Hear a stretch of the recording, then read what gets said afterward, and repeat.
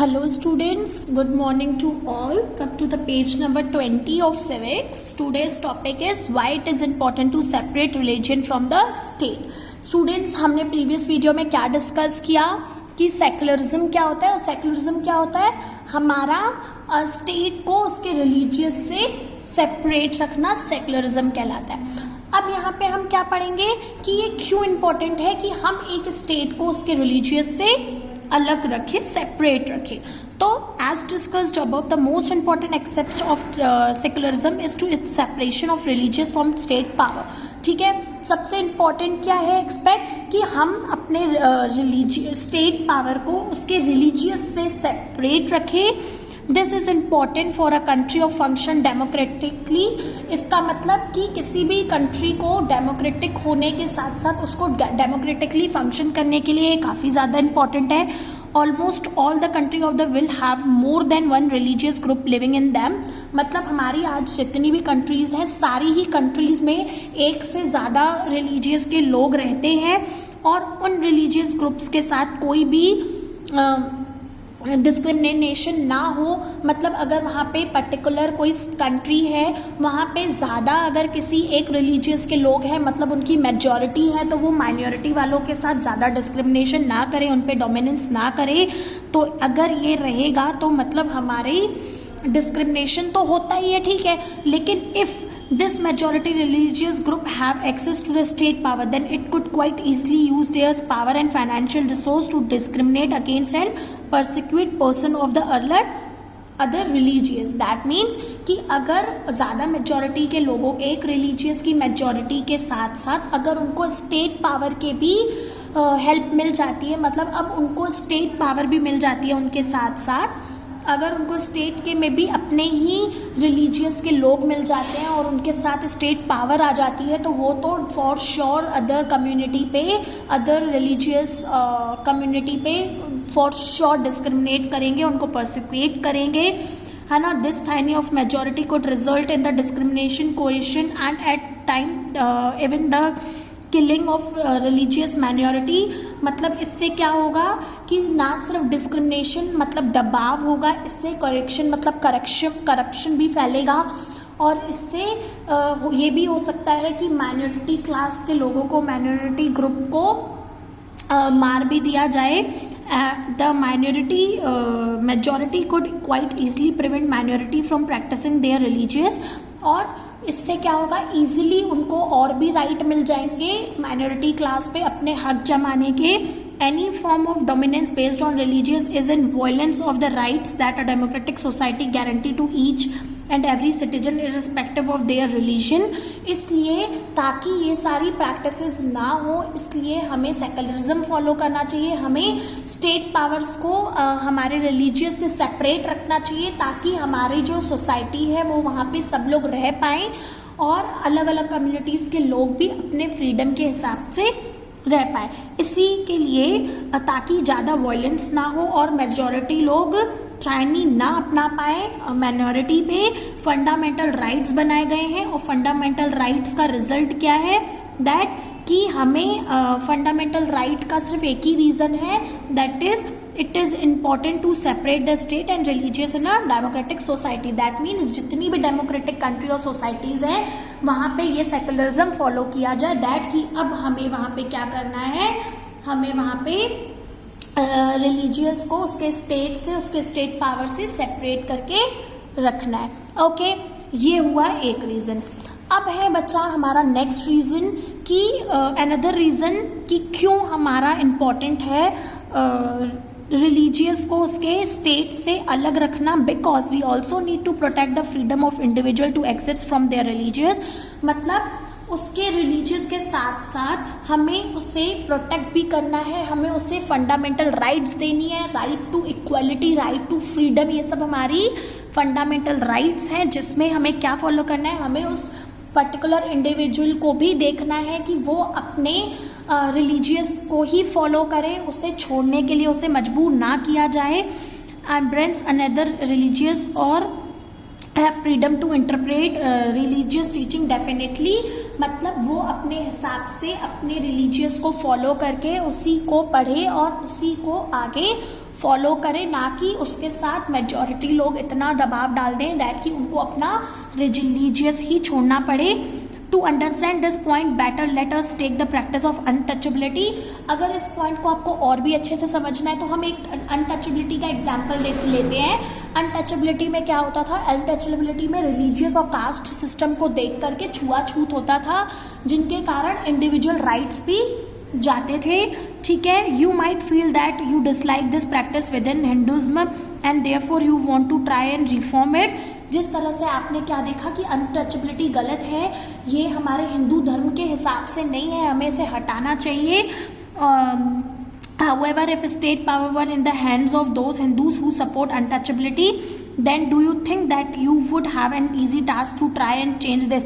और अगर ये होता कि सारी जो हमारी स्टेट पावर है, आप इसके लिए फाइट कर रहे हो, लेकिन जो हमारा हिंदू धर्म है उसके साथ अगर उसकी स्टेट पावर हो जाती तो क्या अनटचेबिलिटी कभी ख़त्म हो पाती? नहीं बच्चा। इसलिए अनटचेबिलिटी को दूर करने के लिए हमें स्टेट पावर से उसे अलग रखना था। दैट मीन्स हमें एक स्टेट को और उसके रिलीजियस को सेपरेट रखना था।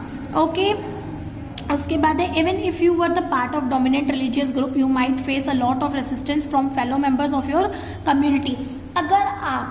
अगर आप बाय चांस उस पर्टिकुलर मेंबर हो, उस पर्टिकुलर कम्युनिटी के मेजॉरिटी ग्रुप के मेंबर हो, उसके बाद भी आपको ये फेस करना पड़ता, जो आपके फेलो मेंबर्स थे, जो आपके बाकी के साथी थे, वो आपके ऊपर डोमिनेट कर पाए, आपको डिस्क्रिमिनेट कर पाए। Okay, these members who have control of state power might shell that there is no interpretation of Hinduism and that you do not have the freedom to interpret this definitely। और ये पूरी की पूरी ये कोशिश करते हैं कि इनके हाथ में अगर स्टेट पावर है तो ये आपको आपके इंडिविजुअली ना रहने दे, आपको आपके रिलीजियस को फॉलो ना करने दे। तो इसका मतलब तो साफ बच्चा समझ में आ रहा है ना कि अगर हमें अपना इंडिविजुअल लाइफ जीनी है, हमें अगर अपने इंडिविजुअली रिलीजियस को फॉलो करना है, एक ही सोसाइटी में रह के डिफरेंट रिलीजियस को आगे लाना है, तो उसके लिए बहुत ज़्यादा इम्पॉर्टेंट है कि हमें अपने स्टेट पावर्स को और अपने रिलीजियस को सेपरेट करके रखना है। दैट मीन्स सेकुलरिज्म फॉलो करना है। Okay, after that what is Indian secularism. देखो, सेकुलरिज्म तो हमने पढ़ लिया और हमने ये भी पढ़ा दैट कि सेकुलरिज्म क्यों ज़रूरी है। ठीक है, ये तो हमने पढ़ लिया कि क्यों ज़रूरी है, क्योंकि आप लोगों को पता है कि अगर हम चाहते हैं कि मेजॉरिटी लोग माइनॉरिटी पे डिस्क्रिमिनेशन ना कर पाए, डोमिनेट ना हो, और मेजॉरिटी लोग अपने रिलीजियस को फॉलो कर सकें और उनके साथ ही सोसाइटी में रहें, ऐसा ना हो कि या तो वो उन बेचारों को मार दिया जाए या तो उनके धर्म को चेंज करा दिया जाए, तो उसके लिए फंडामेंटल राइट्स के साथ साथ सेकुलरिज्म होना भी ज़रूरी है। दैट मीन्स स्टेट को उन पर्टिकुलर मेजॉरिटी पीपल के पास स्टेट पावर नहीं आनी चाहिए। दैट मीन्स स्टेट को और स्टेट गवर्नमेंट को और रिलीजियस को अलग अलग रखना है। अब इंडियन सेकुलरिज्म क्या है? The Indian constitution mandates that the Indian state can be secular.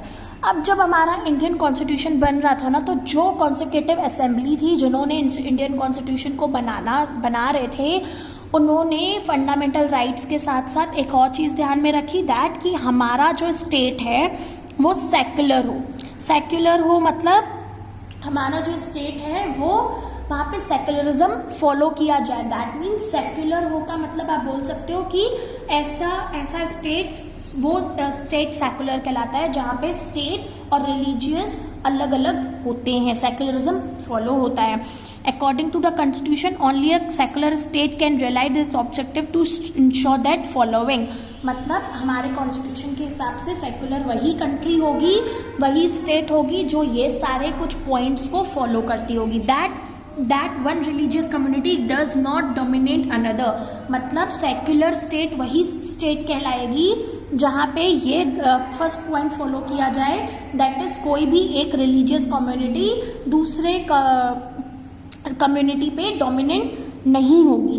That some member do not dominate other member of the same religious community, मतलब एक ही कम्युनिटी के मेंबर, आपके जो फेलो मेंबर्स हैं वो आपको ऊपर डोमिनेंस ना कर पाए आपके रिलीजियस को देखते हुए।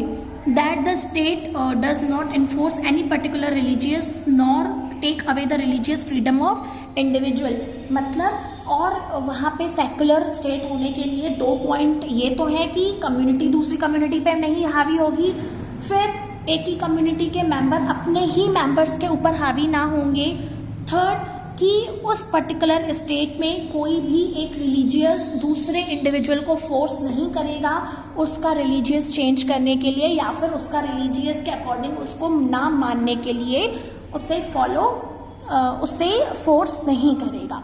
Okay, the Indian state work in various way to prevent the above dominance. First it uses a strategy of distancing itself from religious, ठीक है, और हमारे इंडियन स्टेट ने ये किया।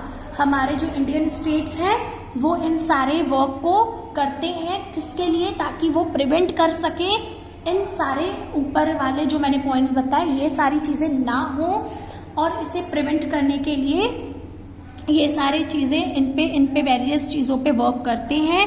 सबसे पहले उन्होंने क्या किया, सबसे पहले तो उन्होंने इंडियन स्टेट ने अपने आप को रिलीजियस से अलग रखा। The Indian state is not ruled by the religious group and not does it support anyone religious. और दूसरी चीज़, हमारी जो इंडियन स्टेट है वो किसी भी एक रिलीजियस को फॉलो नहीं करती और ना ही किसी के बीच में इंटरफेरेंस करती है। In India, government space like law, courts, policy station, government school and officer are not supposed to display the one promote of one religious. और हमारे इंडिया में जितने भी गवर्नमेंट स्कूल हैं, पुलिस स्टेशंस हैं, कोर्ट्स हैं, वो किसी भी एक रिलीजियस को प्रमोट नहीं करते, मतलब फंक्शंस नहीं करवाते। दैट मीन्स अगर गवर्नमेंट स्कूल है तो गवर्नमेंट स्कूल में ये बिल्कुल भी लॉ नहीं है और ये बिल्कुल भी उस चीज़ के अगेंस्ट जाएगा कि कोई गवर्नमेंट स्कूल एक रिलीजियस के जैसे फॉर एग्जांपल सिर्फ होली सेलिब्रेट करे, बाकी के नहीं। तो इसलिए गवर्नमेंट स्कूल्स में कोई भी एक रिलीजियस के फेस्टिवल को सेलिब्रेट करना अलाउड नहीं है, क्योंकि इससे क्या होगा, सिर्फ एक ही रिलीजियस का प्रमोशन होगा। लेकिन हमारे इंडियन इंस्टीट्यूट में, क्योंकि हमारा जो इंडिया है, इंडियन स्टेट है, वो सेकुलरिज्म फॉलो करती है, मतलब वो रिलीजियस को और अपने स्टेट पावर्स को अलग अलग रखती है और अलग अलग रिलीजियंस के बीच में इंटरफेरेंस नहीं करेगी। इसलिए वहाँ पे जितने भी हमारे गवर्नमेंट स्कूल, लॉज और पुलिस स्टेशंस हैं वो सब किसी एक रिलीजियस को प्रमोट नहीं करते। Okay students, next will continue in the next video. Thank you.